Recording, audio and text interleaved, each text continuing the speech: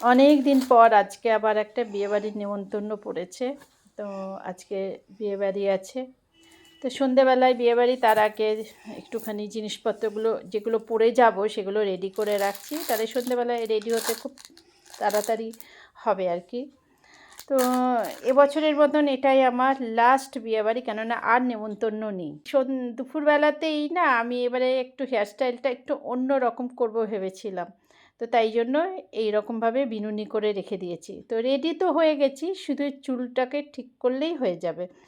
তো বিনুনিটা করতেই যতটা না সময় লেগেছে, খুলতে আমার তার থেকে বেশি সময় লাগলো। তো যাদের কোঁচকানো চুল তারা প্লেন চুল ভালোবাসে, আর যাদের প্লেন চুল তারা একটু কোঁচকানো চুল ভালোবাসে। অ্যাকচুয়ালি আমি একটু বাউন্সি চাইছিলাম, সামনেটা বেশ একটু ফুলে ফুলে থাকবে সেরকম চাইছিলাম। তো সব মিলিয়ে দেখুন কেমন লাগছে, জানাবেন কিন্তু। এর ওপরে কিন্তু খোপা করলে বেশ ভালো লাগবে। আজকে আমি ঠিক করেছিলাম যে আমি চুলে মেশিন ইউজ করব না, চুলের মেশিন ইউজ করব না। তো আমি একদম কমপ্লিট রেডি হয়ে গেছি।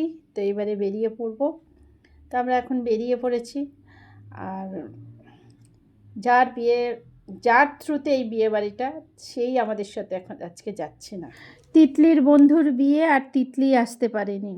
আর কি করবে, ছুটি পাইনি। আর তাই নেমন্তন্ন তো যখন আছে, নেমন্তন্ন রক্ষা করতে তো যেতেই হবে। আর তিতলির এটা একদম ছোটোবেলার বন্ধু, কেজি থেকে মানে একসঙ্গে পড়াশোনা করেছে। সবথেকে কমন ব্যাপার কি জানেন, ওদের দুজনারই নাম কিন্তু এক, ঋতুপর্ণা।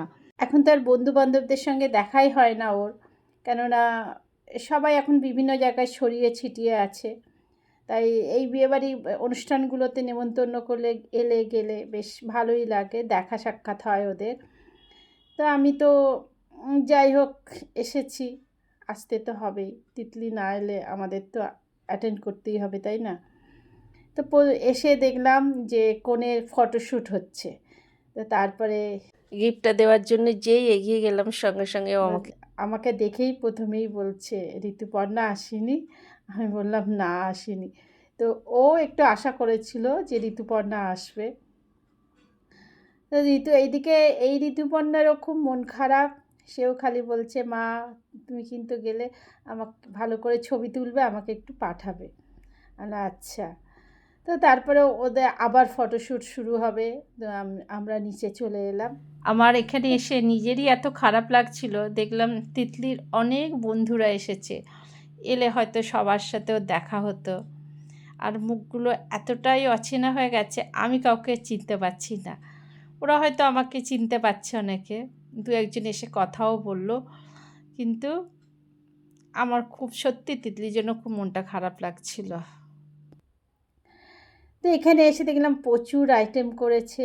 তো সব একটু একটু করে টেস্ট করেছি, শুধু ফুচকাটা ছাড়া।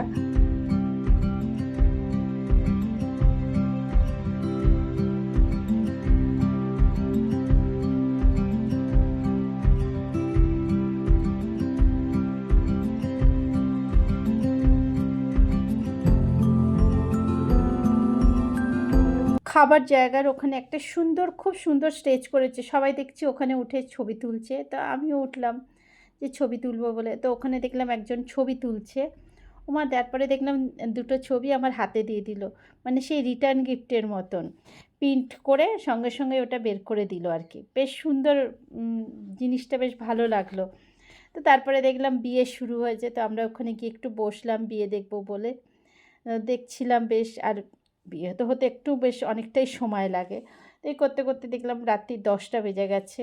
তো এবারে খাবারের জায়গাটাও দেখলাম বেশ ভিড় হয়েছে।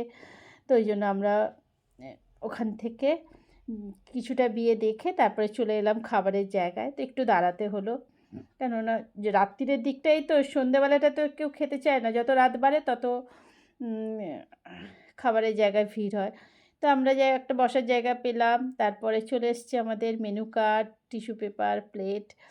তো এরপরে যাই হোক বসে আছি।